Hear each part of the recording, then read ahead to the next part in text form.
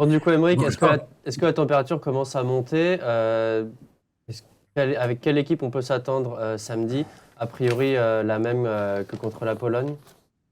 Oui, oui, il y a peu de, il y a même aucun doute, a priori, hein, vu que Koundé a évité de se prendre un jaune avec sa gourmette.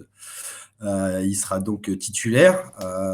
Non, il va reprendre évidemment la même équipe. Il n'y a pas de raison de changer, d'autant que bon, nous, on a quand même envie d'en voir un peu plus, hein, parce qu'on a quand même eu droit à une première demi-heure face à la Pologne, enfin, où entre la 15e et la 45e, c'était quand même très compliqué. Derrière, tu te sauves parce que Kylian Mbappé, mais moi, je maintiens ce que j'avais dit ce soir-là quand j'ai écrit mon compte rendu. C'est pas une prestation incroyable des Bleus. Donc, on attend beaucoup d'eux. On va voir ce que ça va donner face à l'Angleterre. Moi, personnellement, mais je suis un peu de nature pessimiste, je commence à me faire un peu dessus. Ah non, ça, il y a une inquiétude. Non, franchement, c'est difficile. C'est difficile. Moi, je disais tout à l'heure, on en parlait, parce qu'on a, enfin, on fait aussi un podcast. On parlait de ça avec Nicolas. Et on se disait que moi, je trouvais que c'était la première fois depuis la Belgique en demi-finale 2018 qu'on n'abordait pas un match favori sur une grande compète. Parce que la Suisse, on était assez largement favori. Même si on perd, bon, c'est ce qui s'est passé. En poule aussi, malgré tout. La Croatie en finale du mondial était quand même voilà, assez largement favori. Mais là, vraiment, moi, je suis incapable de me prononcer. Peut-être que c'est ce qui justement va nous servir de ne pas être favori, entre guillemets. Je sais pas. Ouais, c'est assez compliqué. Après, je pense, et en tout cas, on l'a tous plus ou moins lu, ils nous craignent quand même. En tout cas, ils craignent Ah Mbappé, ouais, non, pour sûr. alors ça, on va en parler. Vas-y, parce que Donc, bon. Emery qui va nous résumer, parce que alors, le sketch Mbappé, Kyle Walker cette semaine, c'était quelque chose. Ouais, alors c'est plutôt vous à Paris, hein, qui l'avez traité parce que effectivement, moi j'ai décidé de vous foutre des œillères parce que ça va, Kyle Walker, plus grand défenseur du monde pour arrêter Mbappé, on va se calmer un peu. Oui, ok, il va très vite, mais bon, on peut quand même faire confiance à Kylian pour avoir d'autres qualités que la vitesse. On voit bien que c'est un tueur dans la surface aussi, dans les dribbles.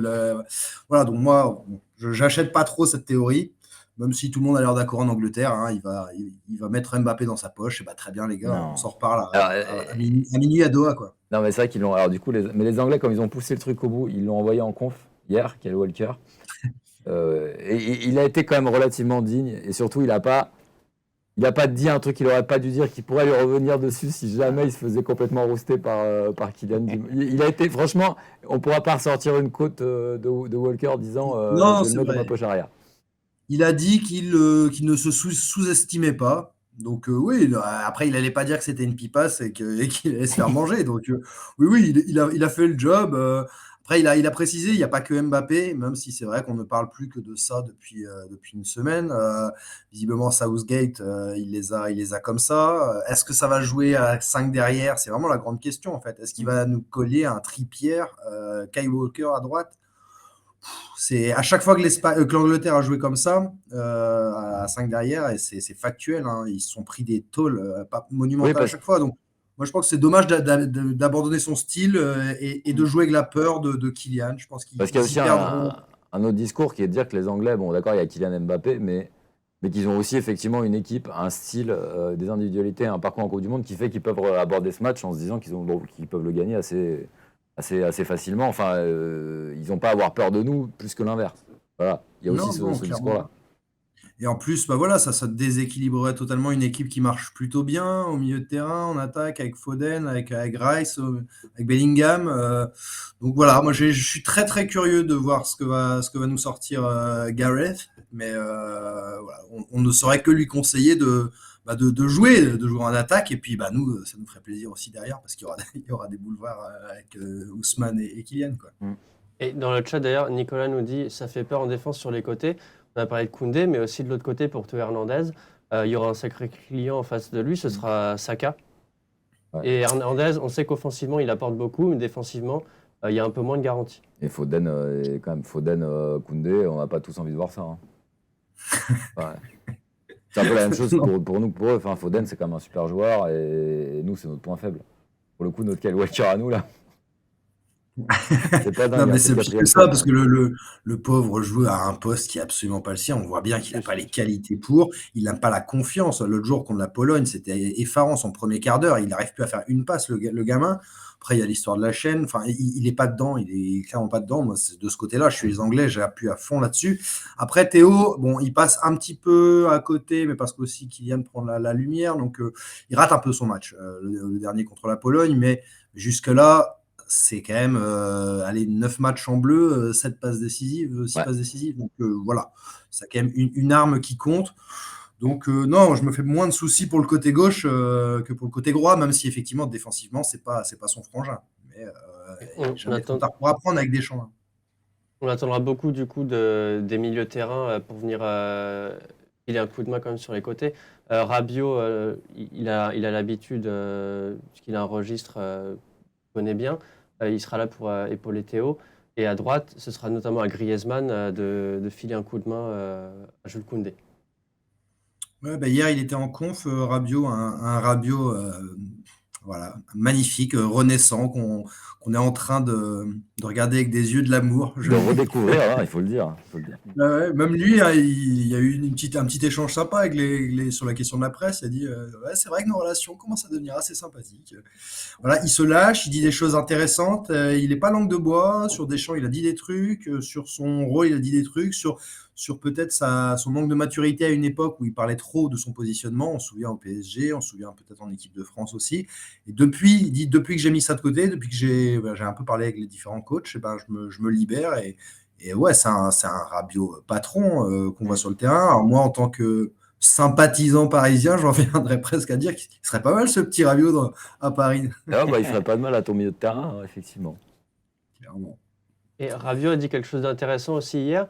Il a précisé qu'il faudrait notamment être vigilant sur les coups de pied arrêtés. Il a reconnu et répété qu'il y avait eu des erreurs, notamment dans ce secteur-là contre le Danemark, et qu'il faudrait être hyper attentif sur ces phases-là contre les Anglais. Ouais, effectivement, on a aussi envie de demander à Hugo Lloris d'être hyper attentif parce que ses dernières sorties aériennes en mode cirque Pinder, c'était quelque chose. Il en a fait une, Emeric. Il en a fait une et tu le sens quand même moins serein que ces dernières années. Bon, au pied, on va pas refaire le débat. On sait qu'il n'est pas bon au pied. Il a rien d'un gardien moderne de ce point de vue-là. Après, non, mais moi j'attends quand même beaucoup de lui. Lui et Varane, c'est quand même les deux tauliers de ta défense et qui sont pour l'instant en deçà de ce qu'on peut attendre d'eux. Et puis, on a parlé des côtés anglais. En pointe, il y aura quand même Harry Kane. Et sur le banc, il y aura quand même des armes comme Grealish, comme Rashford, comme Sterling, puisque Sterling avait dû rentrer à Londres, puisque sa famille a été victime d'un cambriolage assez violent. Mais il va revenir dans les prochaines heures. Donc, ce sera aussi une option pour Southgate en sortie de banc. C'est la différence avec nous, d'ailleurs. Je pense que les Anglais ont un beaucoup plus gros banc. C'est-à-dire que si nous, on est mené, bon, ben, on va regarder sur le banc Randal Kolo-Muani. Ouais, fort. Marcus Thuram. Coman. Ouais, avec Coman et Thuram. Thuram qui a fait une passe décisive l'autre jour. Oui, d'accord, mais bon, c'est un peu limité. Alors que les Anglais ont un réservoir quand même. Disons que même si on mène, ce que je veux dire par là, c'est qu'ils ont un réservoir sur leur banc qui peut leur permettre de retourner un match. Après, on ne désespère pas un jour de revoir Coman à son niveau du Bayern, qui est désespérant en bleu. C'est vraiment une énigme ce joueur parce que le mec est quand même titulaire dans une des 3 meilleures équipes au monde, quoi. Et il n'arrive pas. Il passe au travers de ce mondial. Une dernière question sur l'atmosphère globale peut-être autour de l'équipe de France. Pour l'instant, on a joué des adversaires, on l'a dit, qui étaient clairement un cran en dessous de l'équipe de France sur le papier. Là, c'est un premier vrai test contre une nation qui est plus ou moins de notre niveau. Est-ce que tu sens l'équipe de France et son environnement confiante, concentrée? Qu'est-ce que tu peux nous dire sur le contexte à 2 jours de ce match? Ouais, rien n'a vraiment changé depuis le début. Et il semble vraiment accompagné de cette force intérieure, cette force de groupe. Il le répète sans cesse. Je pense qu'il n'y a rien qui peut venir polluer tout ça. Pas même le cas Pavard, qui à l'entraînement, quand on le voit, ne montre rien. Il est avec ses potes. Non, mais ne montre rien, c'est pas ça que je veux dire, Julien. Il ne montre rien moralement. Alors qu'on sait en interne dans son entourage et lui ne comprend absolument pas ce qui lui est arrivé.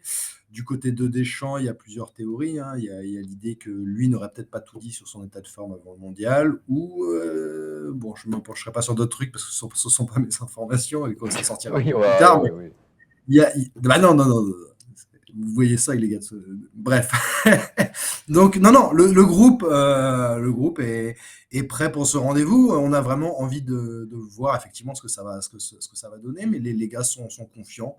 Rien n'est venu altérer ça. Donc, maintenant, réponse sur le terrain. Et puis, Inch'Allah, on tape les Anglais, parce que moi, il est hors de question que je perde contre les Anglais, hein. Je peux vous prévenir. Ouais, alors, ça, et Amérique, on finira là-dessus, il n'a pas tout à fait tort. Le problème, c'est que plus on avance, et plus il y a des adversaires contre lesquels on refuse de perdre. Alors, bon, les Espagnols, ils sont déjà éliminés, mais les Anglais, on veut pas. Les Portugais, si jamais on passe et qu'on personne n'a envie de perdre contre le Portugal, c'est ça qui est un peu compliqué, c'est qu'à un moment donné, si on peut plus perdre contre personne, bon. Non, mais ça, c'est à titre personnel. Voilà, j'ai pas envie de me faire prendre la saucée par un peuple qui joue au ballon depuis quelques années seulement. Ouais, merci Amérique pour être libéré. Merci, Emeric. Et bon Merci après-midi. les gars.